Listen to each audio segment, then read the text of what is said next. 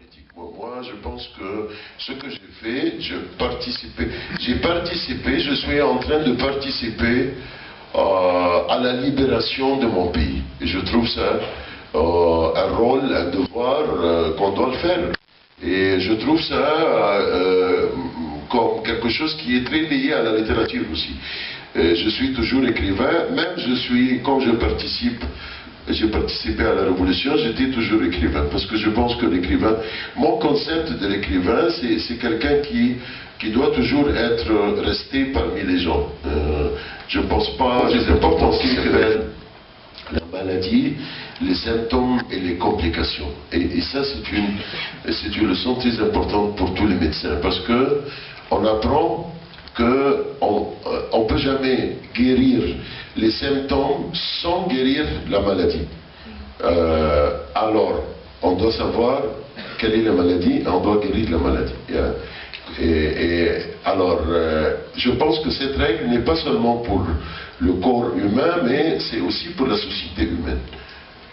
Moi, je dirais que la dictature était une maladie grave en Égypte. On a eu des symptômes aussi graves. Des symptômes qui n'ont pas été guéris, alors des symptômes qui sont devenus des complications. Dès qu'on a eu la révolution, dès qu'on a éliminé la dictature, alors on est guéri. Vous voyez, par exemple, l'harassement sexuel, qui était vraiment un grand problème en Égypte. J'écris des articles pendant les fêtes. Je ne sais pas si vous êtes, pour les Égyptiens, me comprennent très bien, pour les Français, ça dépend combien de temps ils se sont, surtout elles, ont passé ici. Mais c'était un problème grave en Égypte. Pendant les fêtes, il y avait des jeunes, des milliers de jeunes qui descendent dans la rue pour embêter les femmes. Et moi j'ai écrit que ce n'est pas surtout, la motivation ici n'est pas le désir sexuel. J'étais toujours sûr que c'était pas le désir. Parce que même si on réfléchit un peu, on ne peut pas vraiment satisfaire le désir sexuel si on est 200 personnes en train d'embêter une seule femme, vous voyez. Parce que ça ne marche pas. 200 personnes, 200 garçons. Alors, moi, j'ai dit que ce sont des jeunes qui ont été marginalisés par la dictature, ce sont des jeunes très pauvres, qui vivent dans des quartiers sans électricité, des quartiers arbitraires. Et pendant les fêtes, peut-être ils ont un peu de l'argent, ils peuvent descendre à centre-ville. Alors, vraiment, ils se sentent très humiliés et très frustrés. Ils essayent de transmettre ce sentiment dans un acte agressif contre les femmes. Et j'ai écrit 2 articles pour essayer de comprendre et d'expliquer cette histoire pendant la Révolution. Ça, pour moi, c'est un exemple très important.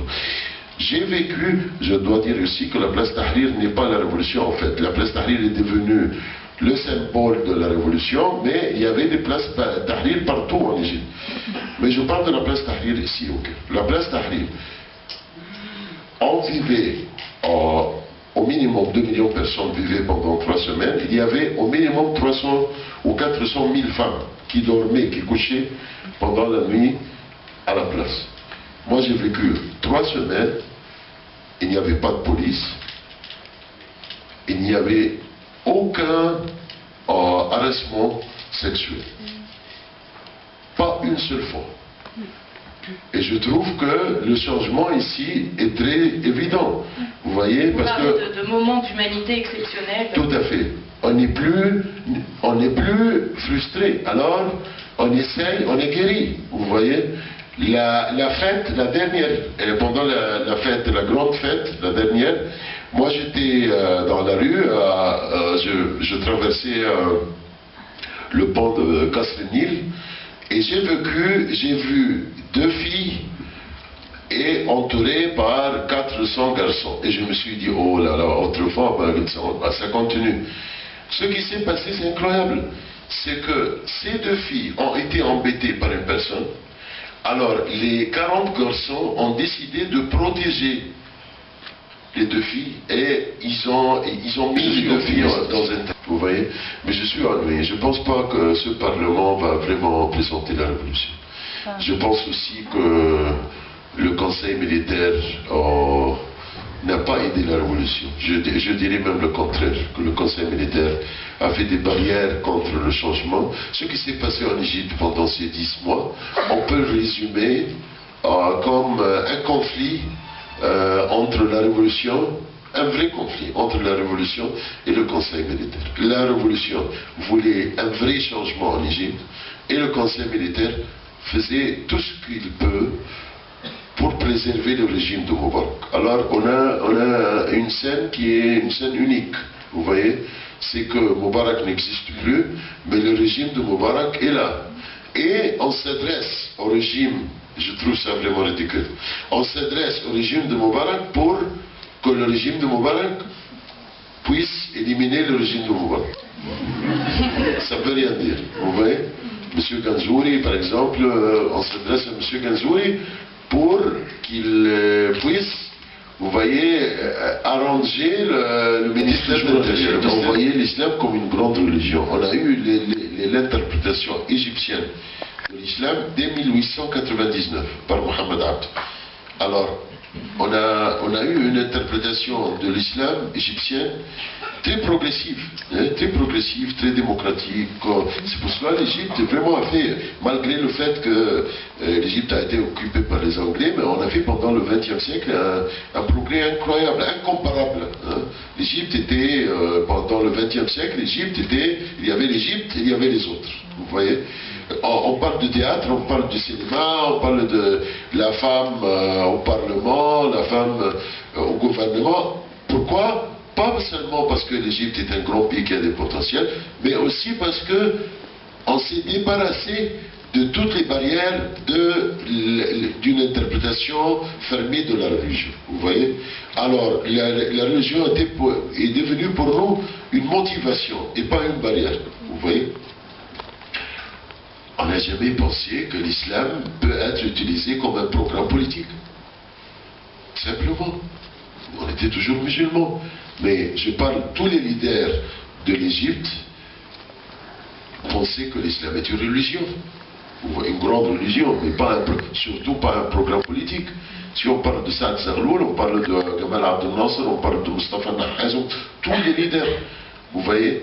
Même les frères musulmans qui ont commencé le 1928, ils n'avaient pas cette conscience que l'islam est un programme politique. Avec le pétrole, dès la fin des années 70, grâce à la guerre qui a été faite par les Égyptiens et les Syriens, la guerre 1973, le prix du pétrole a doublé plusieurs fois, donnant à l'Arabie saoudite et les autres pays de pétrole une force incroyable. Vous voyez, c'est comme si vous êtes payé par exemple 100 € et le lendemain vous serez payé 1000 € par exemple par jour. Alors vous devenez vraiment très fort. Ce qui s'est passé, et aussi on a eu au minimum un quart des Égyptiens qui sont allés à l'Arabie saoudite pour travailler, sont revenus avec le wahhabisme, c'est ça le problème, l'interprétation du désert, l'interprétation saoudite de l'islam. Pour la première fois, on voit que l'islam va être utilisé comme un programme politique. Alors, le terme, je n'aime pas le terme des islamistes, parce que moi je pense que on essaye de faire ça.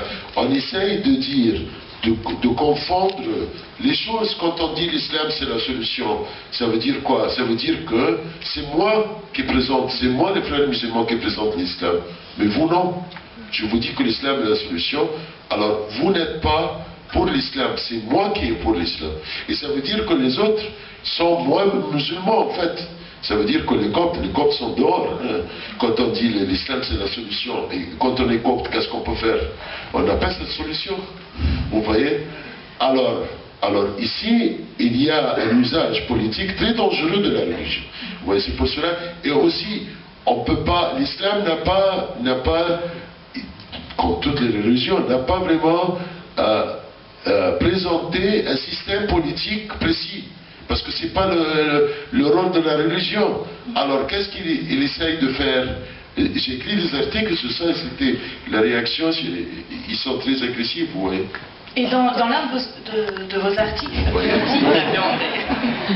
les frères musulmans, vous voyez, ils ont des jeux tout le temps. Mais les salafistes, c'est très direct. Moi, j'ai vu ça. J'ai des amis qui ont vu ça, qui ont vu vraiment des voix. Et aussi, ils ont vraiment des fortunes. Ils ont l'argent plus aussi que les frères musulmans. Ils ont acheté, par exemple, en Alexandrie, ils ont acheté 30 appartements pendant, pour le parti de la lumière, de Nour, et 30 appartements pendant 2 mois en Alexandrie. Ça veut dire que 3 appartements par semaine. Et 1 jour de congé, vous voyez, c'est incroyable. Hein?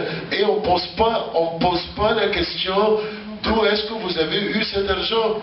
Et on parle des élections honnêtes, c'est incroyable. Donc vous êtes d'accord avec de nombreux manifestants de la place Tahrir qui ont décidé de boycotter ce scrutin? Non, je suis d'accord avec eux, mais je ne pense pas que boycotter c'était vraiment une bonne décision.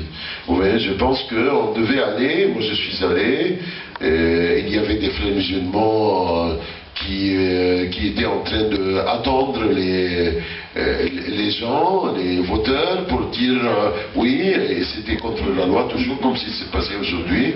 Et il y avait besoin vraiment d'un comité de, je ne sais pas comment il s'appelle. Un conseil de consultation. Le conseil a besoin d'un autre conseil. Et moi je ne pense pas, parce qu'ils ont posé, et c'est la même, ce sont des tactiques de Moubarak. Moubarak par exemple, avant entre parenthèses, les réformes n'étaient pas des réformes constitutionnelles. Il a mis des articles à la constitution égyptienne pour vraiment pour pousser son fils au pouvoir. Alors il disait qu'on ne peut pas faire ces réformes avant avoir on appelait ça une conversation sociale partout. Ça veut dire quoi? Ça veut dire appeler des gens sur la télévision pour dire n'importe quoi. Et ils sont contrôlés, ils commencent par dire que vraiment l'Égypte a la chance d'avoir M. Moubarak comme notre leader et tous les pays demandent de vraiment voler à Moubarak pour eux, vous voyez des choses pareilles. Et après, on disait que Moubarak va décider ce qu'il veut, mais il va dire que j'ai pas vraiment décidé ça, mais il y avait une conversation dans la société partout, vous voyez. Alors ils ont la même vision du monde. Alors ils invitent ce monsieur pour dire n'importe quoi, à un moment donné.